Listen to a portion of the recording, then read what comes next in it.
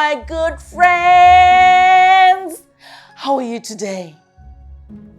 Oh, welcome to the Mhamha Shona show. I am Mhamha Shona. I'm who? Very good. And what is your name, my good friend? Really? Wow, that's a very beautiful name, my friend. Today, we want to learn about animals. You want to learn about what? Animals. Very good, my friend. Are you ready? Are you ready? Okay, let's go.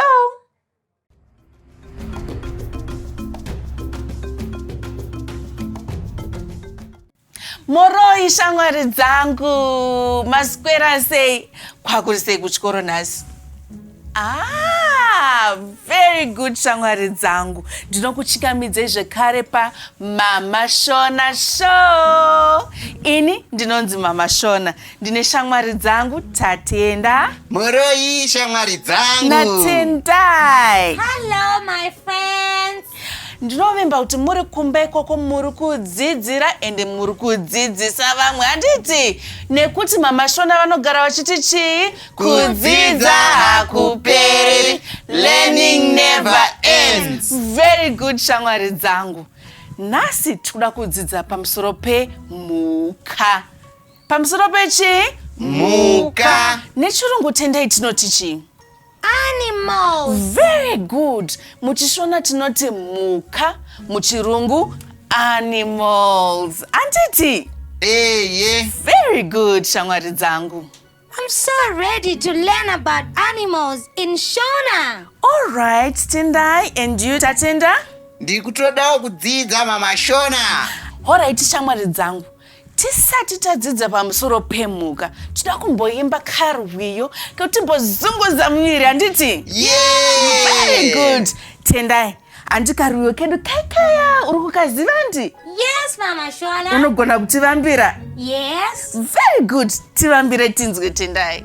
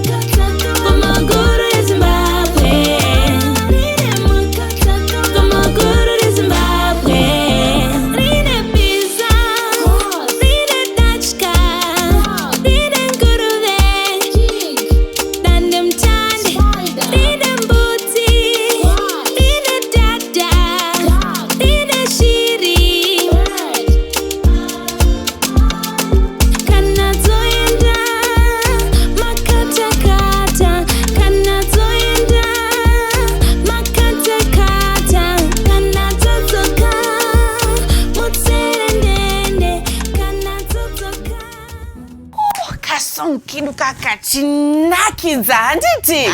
Ndanakirwa Mhamha Shona. Handiti? Alright, izvezvi takuda kudzidza pamusoro pemhuka yedu yekutanga. Handiti? Yes. Ndiani angandiudzawo kuti mhuka iyi inonzi chii? It's a lion. Very good, Tendai. Indeed, it is a lion. Ko Tatenda neshona? Shumba. Yee! Inonzi Shumba. Shumba yakaita sei nai Tendai? It has a big fairy head. Mabvudzi aya anti. Chii chimwe nai chatinoona paShumba? Ine makumbo mana nemuswe. Very good. It has 1, 2, 3, 4 legs and a tail. Very good, Tendai and Tatenda. Ko shamwari dzangu dziri kumba, chii chimwe chamuri kuona pamhuka yedu yeShumba?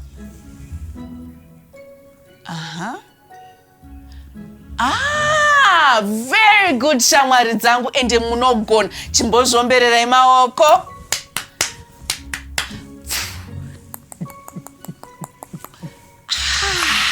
Very good, my friends. Chii chimwe chatinoziva pamusoro peShumba nai Tatenda? Mhamha Shona? Yes, Tendai. I have a question. Why do lions live in the jungle and we can't live with them? That's a very good question, Tendai. Tatenda, uda kubatsira here Tendai kuti nei tisingakwanisi kugara neShumba tichigara musango? Nekuti shumba dzinotyisa. Ichokwadi, shumba dzinotyisa. Handiti shamwari dzangu? Chii chimwe chinokonzera kuti tisagare neShumba kudzimba? Nekuti dzinokudya so. Takutotya kana neni. Plus futi shumba dzinomhanya, handiti? Yes. Alright, shamwari dzangu. Izvezvi ngatichionai mufananidzo weShumba.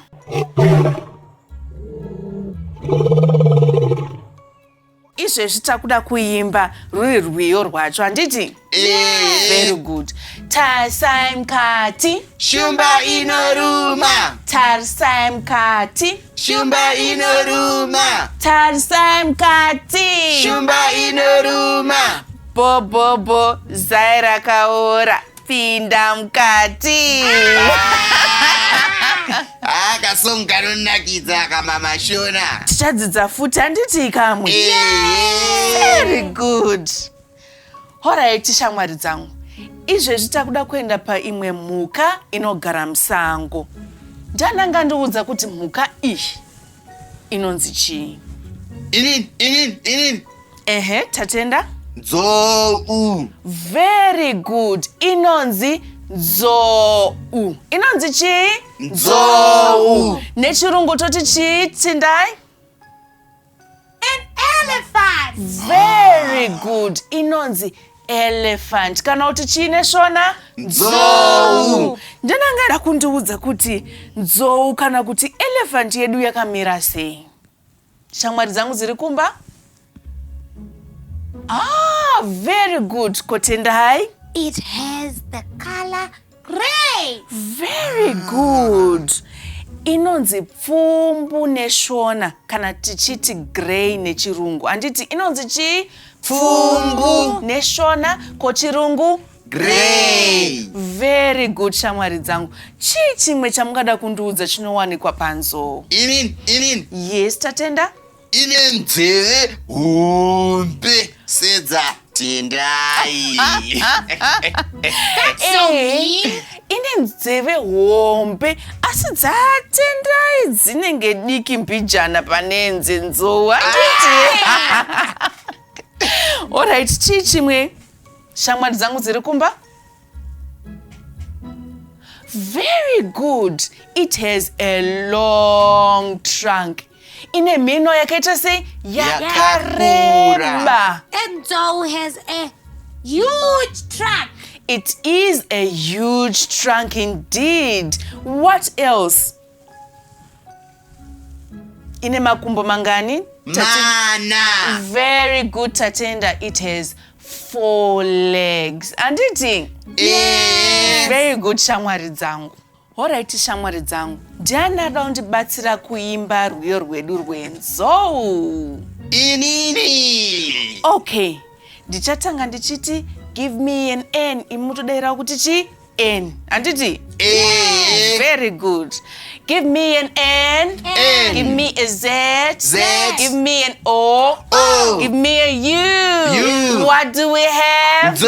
What do we have? Do. Give me an N. N. Give me a Z. Z. Give me an O. O. Give me an U. U. What do we have? Do. What do we have? Do. What do we have? Do. Very good, shamwari dzangu. Izvezvi ngatichionai mufananidzo wenzou kana kuti elephant.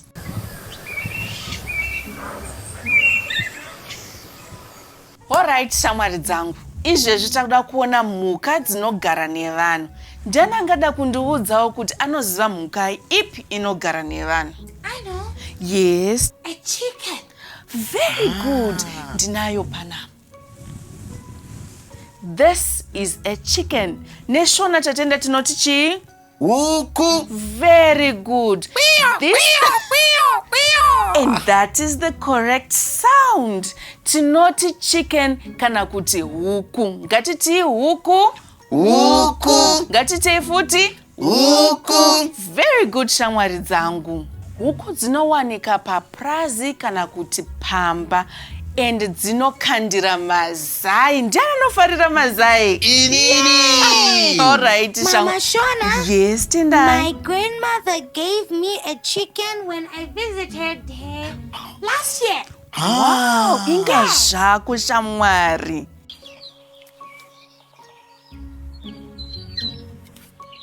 Okay, shamwari dzangu. Ndikuvimba kuti muri kudzidza zvakawanda ende muchazodzidzisawo vamwe, handiti? Alright, izvo zvitakuda kuona imwe mhuka inogara nevanhu. Ndiani angandiudza kuti mhuka iyi chii? Me. Yes, Tendai. Cow. Very good, Tendai. This is a cow. Tatenda, neshona tinoti chii? Mombe. Zveshuwa agona. This is a cow kana kuti mombe. Kana kuti chi? Mombe. Kana kuti chi? Mombe. Very good, shamwari dzangu dziri kumba. Mama Shona, mamuchizviziva here kuti mukaka tinowana pamombe? Endarevi nhema. Ichokwadi, mukaka unobva kumombe. Mukaka tinoti milk nechirungu. Tinoti chi? Milk. Chobva tati chi neshona? Mukaka. Neshona? Mukaka. Very good. Chi chimwe chinobva pamukaka chinobva futi pamombe. Tendai. Cheese. Very good, Tendai. Cheese inobva pamukaka unogadzirwa nechi? Nemombe. Very good. Chi chimwe futi chatinowana kubva pamombe? Tinowana dewe. Good. Dewe kana kuti cowhide. Inogadzira chi? I know. Yes, Okay. Tendai. We also get hats made from a cow skin. Very good. Kunogadzirwa maheti atinozopfeka. Handiti? Chi chimwe naita Tenda? Tinogadzira ngoma nebhutsu. Very good. Well done, you guys. Izvezvi ngatichiona mufananidzo wemombe.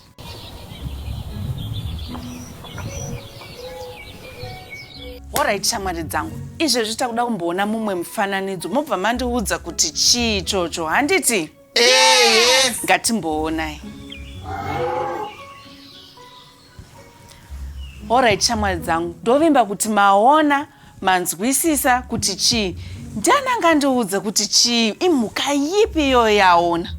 Inini. Oh yes, Tatenda. Garwe. Very good. Iri rinonzi garwe. Ko Tendai nechirungu toti chii? Mama Shona, Yes, Tendai. it looks scary. It is very scary. And do you know what it is? It's a crocodile. Indeed, it is a crocodile. Tinoti garwe neshona. Tinoti chi? Garwe. Tinoti chi? Garwe. Nechirungu? Crocodile. Nechirungu? Crocodile. Very good, shamwari dzangu. Ndiani angada kundiudza kuti garwe redu kana kuti crocodile yedu yakamira sei? Inini.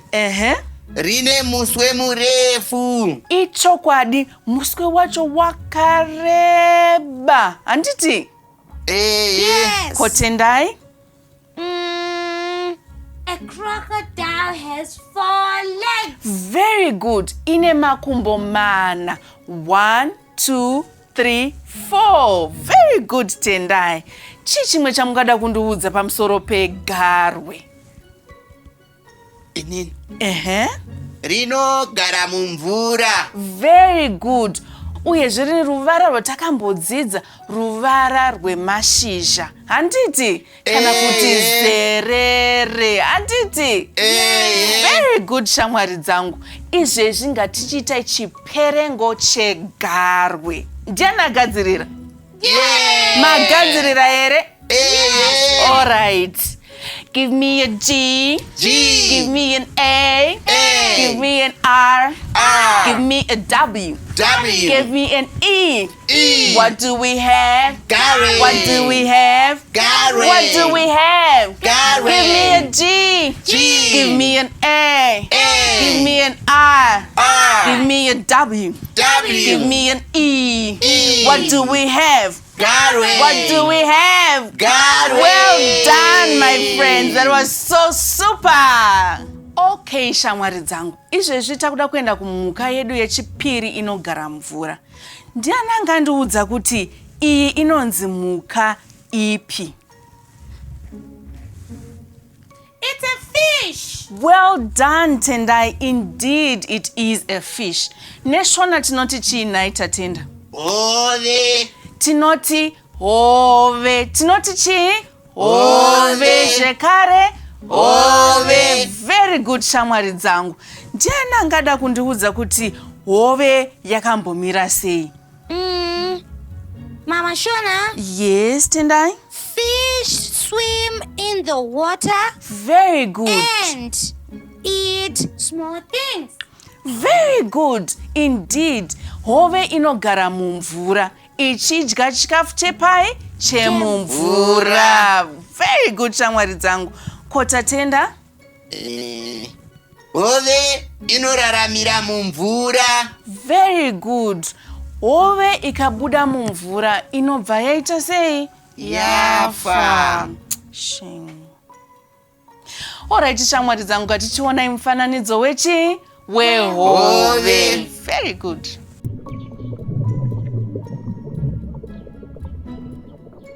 Alright, shamwari dzangu, izvezvi takuda kuimba karwiyo kedu kechi? Kehove. Yay! I love songs. Yes. Okay, we're going to sing it like this.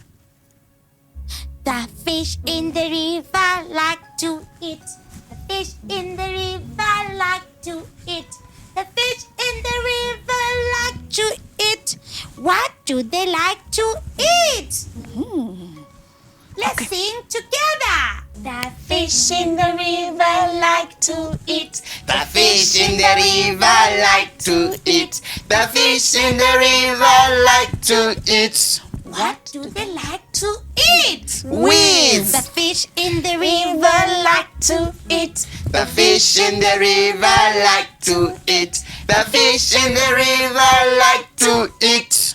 What do they like to eat? Worms. The fish in the river Likes to swim. The fish in the river likes to swim. The fish in the river likes to swim. Where do they like to swim? In water. Very good, my friends. Magona chose. Alright, shamwari dzangu, tisati taenda kumba, tirikuda kuti We are leaving already, Mama Shona. No, Tendai, not just yet. Okay. I still have one more puzzle to teach you. Yes. Alright, inonzi guess the animal. Handiti? Yes. All right. The first one is Garwe. very good, Tatenda. Igarwe. Handiti? Yes. And the second one is a lion. very good, Tendai. It is a lion. And the third one is Huku. very good, Tatenda. Alright, shamwari dzangu. Iko zvino takuda kumboona mhuka dzese dzatadzidza nhasi. Handiti? Tichitanga nedzinogara pai musango. Handiti? Tadzidza pamusoro pechi? Lion. Kana kuti chi? Shumba. Very good. Takadzidza pamusoro pe? Elephant. Kana kuti chi? Nzou. Takuda kuenda kumhuka dzatinogara nadzo isusu. Tadzidza pamusoro pechi? Huku. Kana kuti chi? Chicken. Very good. Tikadzidza futi pamusoro pe mombe. Kana kuti chi? Cow. Very good. Tikadzidza zvekare pamusoro pemhuka dzinogara pai mumvura. Tadzidza pamusoro pechi? Fish. Kana kuti chi? Ove. Good. Tikadzidza zvekare pamusoro pechi? The scary one. Garwe. Very good. Kana kuti chi? Crocodile. Very good, shamwari dzangu. Ndinovimba madzidza zvakawanda pano paMhamha Shona show.